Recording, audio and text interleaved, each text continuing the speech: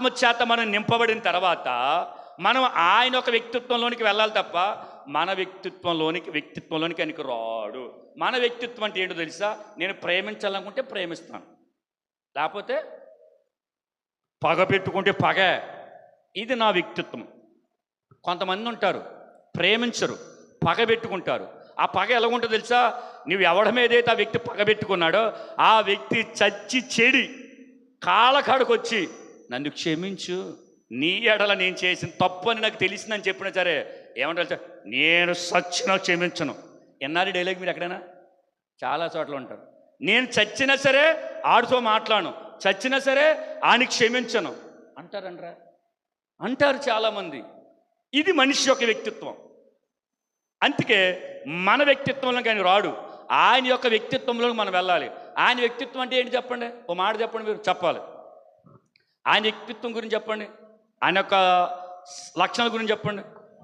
ఇప్పుడు మనం ప్రేమిస్తే ప్రేమిస్తాం, పగ పెట్టుకుంటే పగ. ఆయన గురించి చెప్పండి.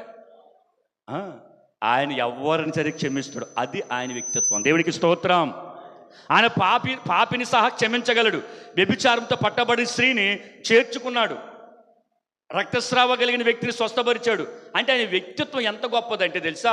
అందరినీ ఆయన ప్రేమిస్తాడైనా, అందరిని ఆదరిస్తాడైనా, అందరిని ఓదారుస్తాడైనా, అందరికి మార్గము చూపుతాడైనా. నువ్వు ఎన్నిసార్లు వచ్చి అన్నిసార్లు వెళ్ళిపోయి మళ్ళా తిరిగి వచ్చినా ఆయన వ్యక్తిత్వం ఎంత గొప్ప తెలుసా? అలాగ చేర్చుకుంటాడు. దేవునికి స్తోత్రం. మనిషి యొక్క వ్యక్తిత్వం తెలుసా? ఆడిని 10 సార్లు క్షమించాడు, మాటికి నన్ను మోసం చేస్తున్నాడు, ఆయన నమ్మను నేను. ఎలాగా? చచ్చినా సరే నమ్మనంటాం. కానీ పరిశుద్ధాత్ముడి యొక్క వ్యక్తిత్వం ఎలాగుంటుందో తెలుసా?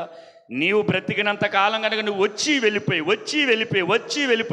మరలా చివరి సమయంలో కూడా వచ్చి సరి చేసుకున్నా సరే ఆయన ఏమాత్రం కూడా నిన్ను గెంటేడు. రా అని ఆయన చేతులు ఎప్పుడు లోబడిన జనుల వైపు దినమెల్లా ఆయన చేతులు చాచి ఉన్నాడంట. నువ్వు ఎప్పుడు నీ మనసు పరిపూర్ణంగా మార్చుకుని నువ్వు పరిశుద్ధాత్మ యొక్క స్వాధీనము చేత నింపబడి, ఆత్మచేత నింపబడి నువ్వు వచ్చి ఈ దగ్గర ఉంటావో అప్పటి వరకు నువ్వు వెళ్ళి వచ్చి సరే ఆయన వ్యక్తిత్వం ఎంత గొప్ప తెలుసా? వద్దు అన్న మాట అన్నాడు. దేవునికి స్తోత్రం. హల్లెలూయా.